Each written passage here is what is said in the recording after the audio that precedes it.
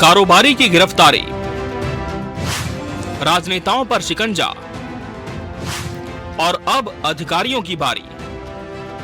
छत्तीसगढ़ में सामने आए शराब घोटाले में दोषियों पर लगातार शिकंजा कसता जा रहा है। करीब 2100 करोड़ के घोटाले में अब तक जिन लोगों के नाम सामने आए हैं, सब पर काजगिरी है और कानूनी शिकंजा कसा है। इस केस में अब तक राजनीतिक व्यक्तित्व कवासी लखमा, पूर्व मंत्री, सरकारी अधिकारी अनवर ढेबर, अनिल टुटेजा, अरुणपति त्रिपाठी, निरंजन दास, कारोबारी व्यवसायी अरविंद सिंह, त्रिलोक सिंह ढिल्लन, विधु गुप्ता। अब इस मामले में उन अधिकारियों की बारी है जो अब तक केस में बड़ी कार्रवाई से बचे हुए थे। अब ईओडब्ल्यू ने जैसे ही इस मामले में सप्लीमेंट्री चार्जशीट पेश की तो आबकारी विभाग के 22 अधिकारियों की भूमिका संदिग्ध हो गई। अब इस मामले में सरकार ने इन 22 अधिकारियों को सस्पेंड कर दिया है। पिछली कांग्रेस की सरकार में कई तरह के घोटाले हुए और सभी घोटालों की जांच हो रही है। केंद्र की एजेंसियां और प्रदेश की एजेंसियां कर रही हैं और उसमें जो भी दोषीदार होंगे उनके ऊपर कार्रवाई होगी। दोषीदार कोई भी बख्शा नहीं जाएगा। 399 पन्नों के मुख्य चालान के बाद अनुपूरक चालान में अधिकारियों की भूमिका के साथ 2100 करोड़ का घोटाला अब 3200 करोड़ तक पहुंच गया है। चार्जशीट में जिन अधिकारियों के नाम हैं, उन्होंने 2019 से 2023 के बीच 15 जिलों में पदस्थापना के दौरान करीब 90 करोड़ कमीशन वसूला। अब भाजपा सरकार इन सब को सजा देने की बात कह रही है। चालान में कई चौंकाने वाले तथ्य हैं, जिसमें राजनेता और पार्टियों को मिलने वाले कमीशन की बातें कही गई हैं। ऐसे में ये भाजपा के लिए कांग्रेस के खिलाफ एक मुद्दा भी है। देखिए, ईडी अपनी लगातार कार्यवाही कर रही है। ईडी ने बहुत बारीकी से जांच किया है। न्यायालय में चालान पेश हुआ है। जब इतनी डिटेल इंक्वायरी हुई है, बारीकी से इन्वेस्टिगेशन हुआ है, तो इन्वेस्टिगेशन में जिन जिन के खिलाफ तथ्य आए होंगे, जिनको भी इन्वॉल्वमेंट दिखेगा, निश्चित रूप से कानून संबद्ध उन पर कार्यवाही होगी। शराब घोटाले की परतें अब धीरे धीरे खुलने लगी हैं। राजनेता और कारोबारियों के बाद अधिकारियों पर शिकंजा कसा जा रहा है। ऐसे में इस कार्रवाई पर कांग्रेस को अभी भी कई संदेह है। कांग्रेस का आरोप है कि घोटाले को बढ़ा चढ़ाकर प्रस्तुत कर राजनीतिक दल को निशाना बनाया जा रहा है। पूरे 2 साल से सरकार इनका यही काम कर रही है। अभी तक किसी भी मामले में इनकी ईडी या जितने भी जांच एजेंसी है, कोई भी मामला जो है प्रमाण सहित अभी तक प्रस्तुत नहीं कर पाई है, जिसके आधार पर कोर्ट ने किसी को सजा दिया हो, किसी को उनके बारे में फैसला दिया हो। ये सिर्फ और सिर्फ ये एक हल्ला मचा करके नेताओं की छवि, सरकार की छवि को धूमिल करने के लिए, कांग्रेस की छवि को धूमिल करने का ही प्रयास कर रही है। शराब घोटाले में जिन 29 अधिकारियों के नाम थे, उनमें से 22 ही अभी नौकरी पर हैं, 7 रिटायर हो गए हैं। फिलहाल उनकी जांच अभी जारी है। कारोबारी का अधिकारियों से कनेक्शन और अधिकारियों का राजनेता और पार्टी से कनेक्शन अभी खंगाला जा रहा है। लेकिन इन सब के बीच ये पूरा मामला सियासी आरोप प्रत्यारोप का प्रमुख केंद्र बन गया है। Bureau report, TV 24 news.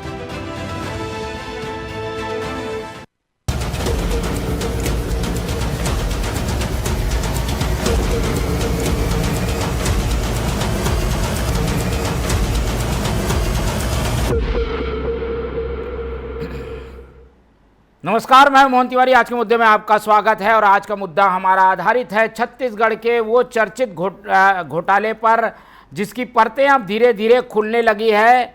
जी हां, हम बात कर रहे हैं शराब घोटाले की, जिसमें रोज नए अपडेट मिल रहे हैं। और इस बार का अपडेट ये है कि जो सप्लीमेंट्री चार्जशीट ईओडब्ल्यू के द्वारा पेश की गई है, उसमें जो तथ्य सामने आए हैं, उसके आधार पर 22 आबकारी के अधिकारियों की भी संलिप्तता इस घोटाले में थी और इसीलिए उन्हें सस्पेंड कर दिया गया है। और जैसे ही ये सस्पेंड करने का कदम उठाया गया है, उसके बाद सियासत शुरू हो गई है, नीयत पर सवाल उठाया जा रहा है और फिर से एक बार फिर ये जो पूरा घोटाला है वो आरोप प्रत्यारोप के दायरे में घिरता नजर आ रहा है। इसी पर आज बात करेंगे। मिल लेते हैं उन मेहमानों से जो इस चर्चा में हमारे साथ रहेंगे। हम बहुत स्वागत करेंगे हमारे साथ मौजूद हैं हमारे स्टूडियो में कांग्रेस का पक्ष रखने के लिए पूर्व सभापति और कांग्रेस के वरिष्ठ नेता प्रमोद दुबे जी। बहुत स्वागत है आपका। इस पूरे मामले का राजनीतिक विश्लेषण हमारे साथ शेयर करेंगे वरिष्ठ पत्रकार राजनीतिक विश्लेषक प्रकाश चंद होता जी। बहुत स्वागत है आपका। और बीजेपी का पक्ष रखेंगे बीजेपी के वरिष्ठ नेता अशोक बजाज जी। बहुत स्वागत करेंगे आपका। तो ये तीनों मेहमान हमारे साथ बने हुए हैं और जैसे कि हमने बताया कि घोटाले में नई चीज़ें रोज़ सामने आ रही हैं और अब अधिकारियों की भूमिका इस कदर सामने आ चुकी है कि 11 अधिकारियों की तो संपत्ति ही करीब 5 गुना बढ़ गई और इनके कनेक्शन ऐसे बताए जा रहे हैं जिससे साफ पता चलता है कि घोटाले का पैसा इनके थ्रू ही दूसरों को बांटा जाता था। अब जब कार्रवाई हुई है तो आरोप प्रत्यारोप भी आपने सुन लिया। सबसे पहले प्रकाश चंद होता जी से इसकी शुरुआत करेंगे क्योंकि ये घोटाला काफ़ी एक तरीके से कहें परतों में छुपा हुआ था। अब धीरे धीरे इसकी चीज़ें सामने आ रही हैं। प्रकाश चंद जी, होता जी, ये क्या देखते हैं इस पूरे प्रकरण में? ये दिशा जो जा रही है कुछ राजनीति से प्रेरित भी है क्या, या फिर ये एक स्वाभाविक रूप से जांच में सामने आने वाली चीज़ें हैं? देखिए, ये पिछले सरकार के समय की बात है। जब इस तरह के घोटाले की बात आई, सरकार लगातार इसको खंडन करती रही। भूपेश बघेल कहते रहे ऐसा कुछ नहीं है, लेकिन दुर्भाग्य की बात है उन्हीं का आबकारी मंत्री लंबे समय से जेल में है और भूपेश बघेल भूल गए। ये एक राजनीतिक सच्चाई है। दूसरी तरफ पे अगर हम इस पूरे शराब घोटाले की बात करें, नरेश चंद्र गुप्ता जो बीजेपी के नेता हैं वो कह रहे हैं कार्रवाई सब पे क्यों नहीं हो रही है। इसका मतलब जिस तरह से कार्रवाई होनी चाहिए थी उसको लेकर पार्टी भी चाहती है कि और व्यापक हो। क्या इशारा तत्कालीन मुख्यमंत्री की तरफ है, किसकी तरफ है? और इस घोटाले को लेकर जिस तरह से सप्लीमेंट्री चार्जशीट फाइल की गई है, निश्चित रूप से कई लोगों के नाम आए। सरकार पहले से कही थी जिसका नाम चार्जशीट पे आएगा वो निलंबित होंगे, निलंबित हो गए। लेकिन आज तक 2 साल तक ये पथ पे बने रहे। ये भी एक सोचने की बात है। अगर कोई व्यक्ति की काम संदिग्ध है तो सरकार उससे स्पष्टीकरण मांगनी चाहिए। क्या मांगा गया था? और जिस तरह से पूरी घटना हुई, निश्चित रूप से कही जा सकती है कांग्रेस की छवि पर यह एक बड़ा दाग हुआ। इसको कोई इनकार नहीं कर सकता। जिस तरह से अरविंद केजरीवाल बेदाग थे, लेकिन एक शराब घोटाला ने उनको सत्ता से बेदखल कर दिया। अब घोटाला हुआ नहीं हुआ वो अपनी जगह पर है, लेकिन वो सत्ता से दिल्ली में उनको कोई हिला नहीं सकता था, बेदखल हो गए। एक शराब घोटाला हुआ, सब कह रहे थे जब 2018 को भूपेश बघेल की सरकार बनी या कांग्रेस की सरकार बनी, सब कह रहे थे कांग्रेस 15 साल तक सत्ता में रहेगी, लेकिन सत्ता 5 साल तक भी चल नहीं पाया। अंदरूनी लड़ाई भी थी 2.5 साल की और घोटालों का आरोप रोज लगता था। तो एक तरफ से राजनीतिक रूप से, दूसरी तरफ पे जो ईडी और ईओडब्ल्यू और एंटी करप्शन ब्यूरो की जो कार्रवाई है, इसको लॉजिकल कंक्लूजन यानी कि जब तक इन आरोपियों पर कोर्ट सजा नहीं सुना देती तब तक यह नहीं कहा जा सकता कोई सफलताएं किसी को मिली है। आरोप ही आरोप कहा जाएगा, कोई इस पे दोषी साब्यस्त नहीं कही जा सकती। जी मोहन जी, ठीक है। और इसीलिए इंतजार कोर्ट के अंतिम निर्णय का करना चाहिए। लेकिन जब चार्जशीट पेश हो जाती है तो काफ़ी हद तक ये माना जाता है कि इसके सबूत हैं, तब चार्जशीट में इन लोगों के नाम आए हैं और इसीलिए अधिकारियों को सस्पेंड भी किया गया है। कांग्रेस की ओर बार बार इशारा होता है, इसलिए दुबे जी से समझ लेते हैं कि इस पूरे मामले में अब जांच की दिशा को कैसे देखते हैं कांग्रेस के नज़रिए से, क्योंकि घोटाला 2100 से बढ़कर अब 3200 करोड़ का दावा किया जा रहा है। ईओडब्ल्यू कुछ और चीज़ें भी ऐड कर रही है। क्या इस जांच से कांग्रेस संतुष्ट है और जांच को सही दिशा में देख पा रही है क्या कांग्रेस? कुछ दिन रुकिए, अब ये 5000 करोड़ में जाएगा, फिर 8000 करोड़ में जाएगा, वक्त देखिएगा। सबसे बड़ी बात यह है मोहन तिवारी जी कि इस पॉलिसी को लाया किसने? ये डॉक्टर रमन सिंह साहब के समय की पॉलिसी है। अधिकारी वही अरुण प्रतीक त्रिपाठी जी उस समय भी थे, निरंजन दास जी उस समय भी मौजूद थे, वही पद पर थे, वही लोग थे। तो हमारी समझ में ये नहीं आती ये बात कि या तो उसी पॉलिसी में जब भारतीय जनता पार्टी की सरकार 7-8 साल तक रही तो क्या उन्होंने ये काम को उन्होंने भी किया रहा होगा? क्या इतने पैसे जो हमेशा 2100 करोड़ फिर 3200 करोड़ होता है, क्या उस समय के उन्हीं अधिकारी, वही अधिकारियों के तो नाम हैं जो उस समय सरकार में थे। अब आज प्रश्न इस चीज का है कि आपने 2 साल उन्हीं अधिकारियों से आपने काम लिया, आपने कौन सी, अगर आपको खामियां नजर आई थी तो आपने पॉलिसी क्यों नहीं बदली? मतलब आपको भी उस पैसे में से पैसे चाहिए। पहली बात, आप 15 दिन से देखिए लगातार नकली होलोग्राम का मामला, भारतीय जनता पार्टी की सरकार में जो शराब आ रही है उसमें रोज नए नए अधिकारियों के नाम आ रहे हैं। मध्य प्रदेश से शराब ला करके नकली शराब बेची जा रही है। वो जो डिस्टिलरी जहां से आपने कहा कि डिस्टिलरी से डबल माल निकलता है, उसी डिस्टिलरी से तो आपका भी माल निकल रहा है। तो कुल मिलाकर के आम आदमी को ये समझ से परे है, अधिकारी उसी समय के, कर्मचारी उसी समय के, 2 साल बाद आप सस्पेंड कर रहे हैं। मतलब 2 साल से पूरा कमीशन क्या आपको भी मिला है? इस बात को स्पष्ट करना चाहिए। भारतीय जनता पार्टी के नेता आज बड़ी बड़ी बात कर रहे हैं। इनका दल अभी कुछ दिनों पहले उत्तर प्रदेश गया था और उत्तर प्रदेश के साथ साथ कई प्रदेशों में जाकर के इन्होंने शराब नीति पर बात की। तो वहां से सीख करके क्या है, 67 नई दुकानें खोले, 10,463 स्कूल बंद कर दें। मोहन तिवारी जी, कुल मिलाकर के भारतीय जनता पार्टी जो है वो अभी 1.5-2 सालों में 2 मंत्री तक तो नहीं बना पाई है। इनकी स्थिति इतनी बद से बदतर हो चुकी है कि जो मोदी जी की गारंटी की जो लोग बात कर रहे थे, आज वो अपनी खुद की वारंटी नहीं दे पा रहे हैं। इससे समय समय पर जिस प्रकार के पुच्छल्ले उड़ाए जा रहे हैं, जनता अब इन बातों को समझ चुकी है, कश्मीर से लेकर कन्याकुमारी तक। ठीक है। और बजाज जी, सवाल इसलिए भी है क्योंकि ना तो आपने अधिकारी बदले ना ही नीति बदली, और इसीलिए शंका उठ रही है कि भाई आप लोग ने भी तो कुछ सरकार में आने के बाद बड़ा बदला नहीं। अब 4 सीट पेश हो गई तब अधिकारियों को हटाया गया। देखिए तिवारी जी, ये शराब घोटाला छत्तीसगढ़ के इतिहास का एक कलंकित पन्ना है। और इस घोटाले में जिस प्रकार से नाम आ रहे हैं, पूरी सरकार इसमें शामिल थी। एक मंत्री जेल में है, इसके बाद भी आदरणीय प्रमोद दुबे जी बहुत जोश के साथ चिल्ला रहे हैं, भाजपा पर आरोप लगा रहे हैं। अरे भाई, आपके सरकार में इतने घोटाले हुए, शराब का नकली होलोग्राम आया, शराब का अवैध शराब की बिक्री हुई और जगह जगह शराब की नदियां बहने लगी, गांव-गांव में, गलियों में। आपने ऑनलाइन शराब शुरू की। पूरे छत्तीसगढ़ को शराब में डुबोने का पाप अगर किसी ने किया तो कांग्रेस पार्टी ने किया।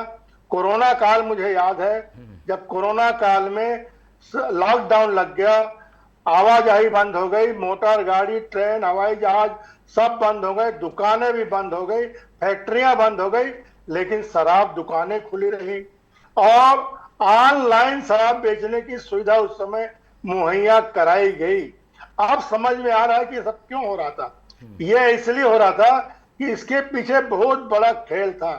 कांग्रेस के कार्यालय इस पर शराब के पैसे से बने हैं। धिक्कार है कि ऐसे इस पैसे से अगर कांग्रेस कार्यालय बन रहा है, जो अपना वर्कशॉप होता है कांग्रेस की एक या किसी भी पार्टी की एक मंदिर होता है कार्यालय, उस मंदिर का निर्माण अगर घोटाले से पैसे से हो रहा है तो इसमें शर्म आनी चाहिए कि इन लोगों ने किस ढंग से घोटाला किया है। और हम लोग तो जब विपक्ष में थे तब भी चिल्लाते थे, घोटालों की बारात निकाली थी, इतने घोटाले हुए, गोबर तक को इन्होंने नहीं छोड़ा, उसमें भी घोटाला किया। शराब में 3200 करोड़ रुपया कहां लगता है, इतना बड़ा घोटाला हुआ। पूरे छत्तीसगढ़ को इन्होंने शराब से सराबोर कर दिया। एक कांग्रेस पार्टी इस शराब घोटाले के कारण अब इनके नेता को कहीं माने मुंह छुपाकर चलना पड़ेगा, ये स्थिति आ गई है। इसीलिए नाम आए, ये राजनीतिक वेंडेटा के तहत हो रहा है क्या? ऐसे आरोप लगते हैं बार बार। आप लोग इससे कैसे बचेंगे? जो जांच एजेंसी आप लोगों के अंदर है वही तो जांच कर रही है।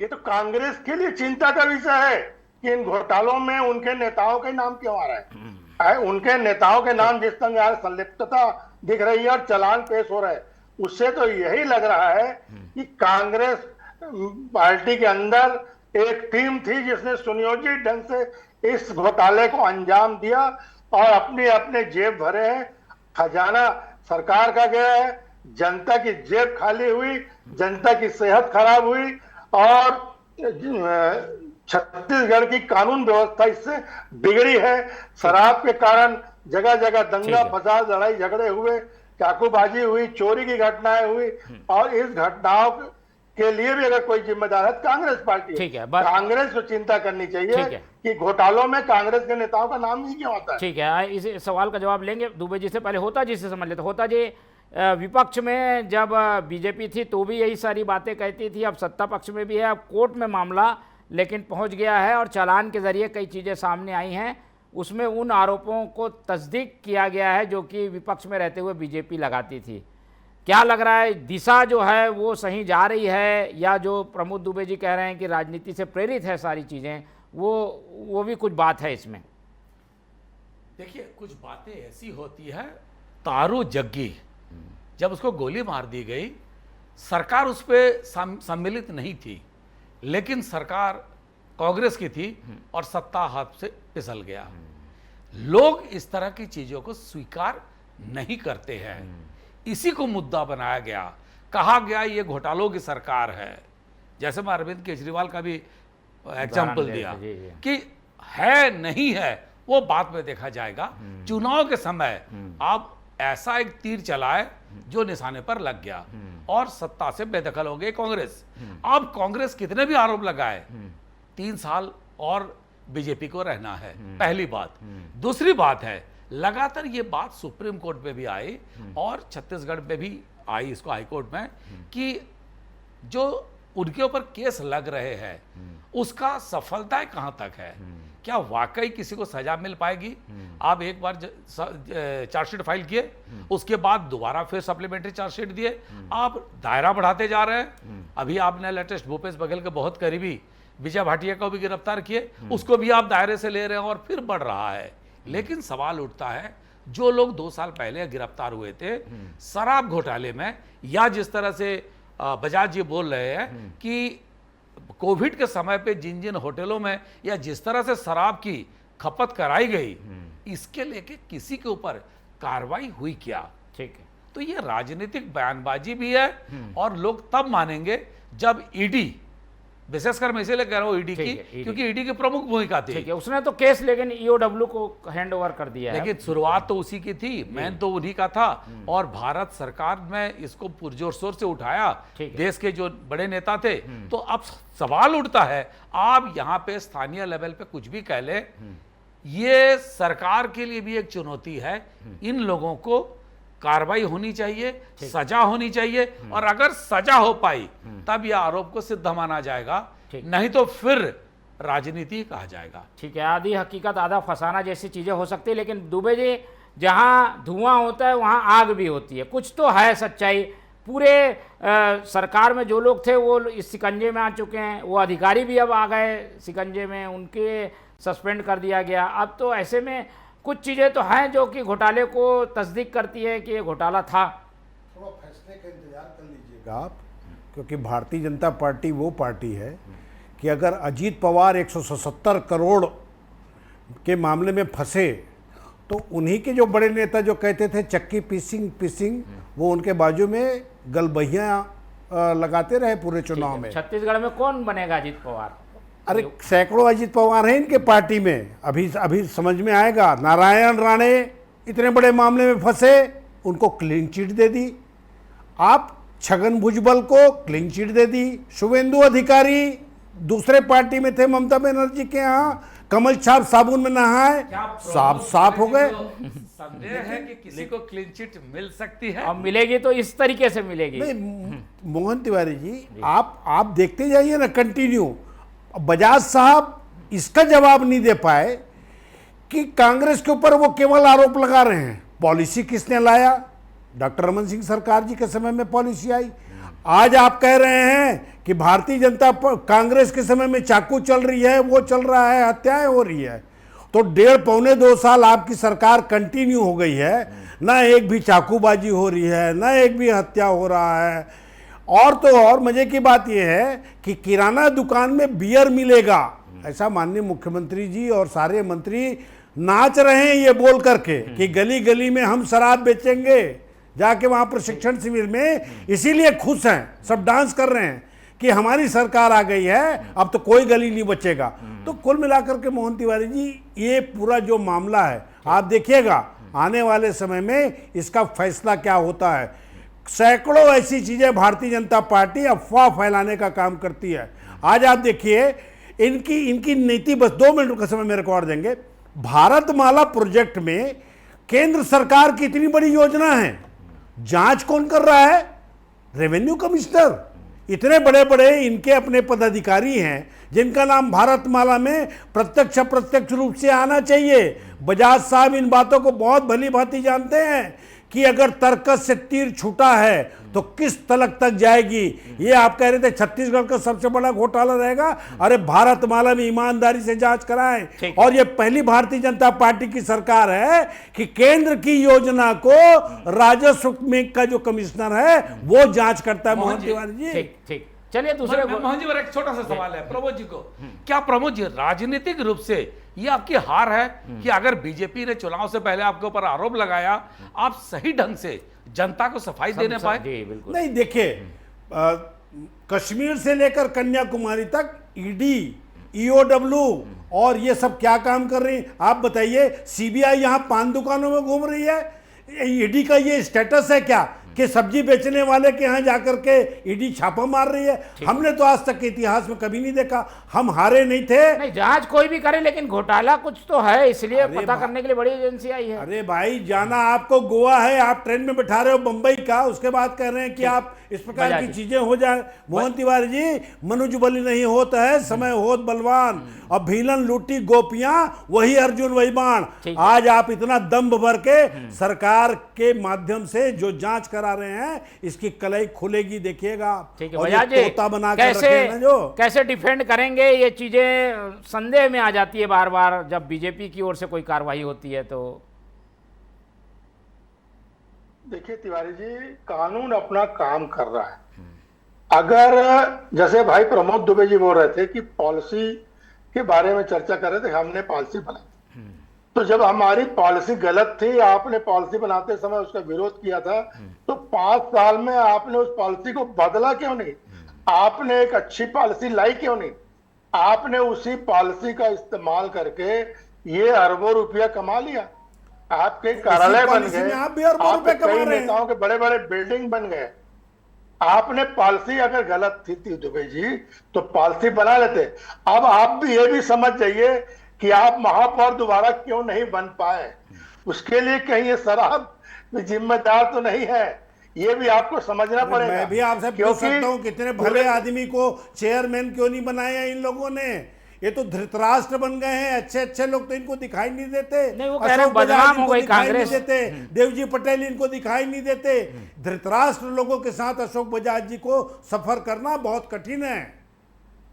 बजाज जी, चलिए, तो मेरा निवेदन है कि एक दूसरे को तारीफ कर रहे हैं। कांग्रेस को ये तय करना पड़ेगा कि उन जितने घोटाले हैं करने वाले लोग, ठीक है, उनसे बचे, है ना। अब ये बात कह रहे हैं अजीत पवार कैसे कोई बचा ही नहीं नारायण राय ने की, छगन भुजबल बनने की, तो कितने ऐसे लोग हैं जो यहाँ छत्तीसगढ़ में सब नहीं चलेगा। अगर कानून में अगर वो अपराधी है, आरोपी है, तो उनको निश्चित रूप से सजा मिलेगी। और भारतीय जनता पार्टी के सरकार के चलते ही इनको सजा मिलेगी। आप देख लीजिएगा, ये बहुत सबूत के साथ चालान पेश हुआ है। ठीक है, चलिए हम इंतजार करेंगे। एक फाइनल कमेंट ले लेते हैं होता जी, अब क्या दिख रहा है कि अब नेताओं के बाद, कारोबारियों के बाद अधिकारियों की भी बारी आ गई। आगे क्या ये केस कहाँ जाता दिख रहा है? देखिए, जो होना तो हो गया। सत्ता से बेदखल हो गई कांग्रेस। पहली जीत बीजेपी की यही है। जिस कांग्रेस दम्भ भर रहा था, वो बता नहीं पाया, सफाई दे नहीं पाया, लोगों के पास जा नहीं पाया। पहली जीत बीजेपी की वही हुई। दूसरी, अगर ये जाके न्यायालय में सजा दिला देंगे तो कांग्रेस को उभरने में और कोई बड़ा नाम बहुत टाइम लगेगा, क्योंकि ये बहुत बड़ा झटका होगा कांग्रेस को। अगर छत्तीसगढ़ के इतिहास में पहली बार होगा कि कांग्रेस के किसी बड़े नेता, कवासे लखमा हो या कोई भी नाम हो, उसको सजा मिल जाए, तो वाकई ये बहुत बड़ी बात हो जाएगी, और ये अगर हो जाता है तो कांग्रेस के लिए उभरना कठिन हो जाएगा। बिल्कुल, और ऐसे घोटालों के राजनीतिक होने के बार बार आरोप लगते हैं, इसलिए इस केस पर सबकी निगाहें हैं कि कहीं कुछ ऐसा ना हो जो कि राजनीतिक भावना से किया गया हो, चीज़ें साफ हो और पारदर्शिता पूर्वक न्याय मिले, इस बात की उम्मीद हम भी रखते हैं और इस पर नज़र रखेंगे कि आने वाले समय में इसमें क्या अपडेट होते हैं। आज के लिए समय इतना ही है, इसलिए इस चर्चा को यहीं खत्म करते हैं। इस पूरी चर्चा में हमारे साथ प्रमोद दुबे जी जुड़े, उनका धन्यवाद। प्रकाश चंद होता जी ने समय दिया, उनका धन्यवाद। और बजाज जी हमारे साथ बने रहे, उनका बहुत बहुत धन्यवाद। तो तीनों मेहमानों को धन्यवाद कहते हुए आज की चर्चा ही खत्म करते हैं और आप लोग से रखते हैं उम्मीद कि आप लोग देखते रहेंगे TV24। रखिए अपना बहुत ख्याल। नमस्कार।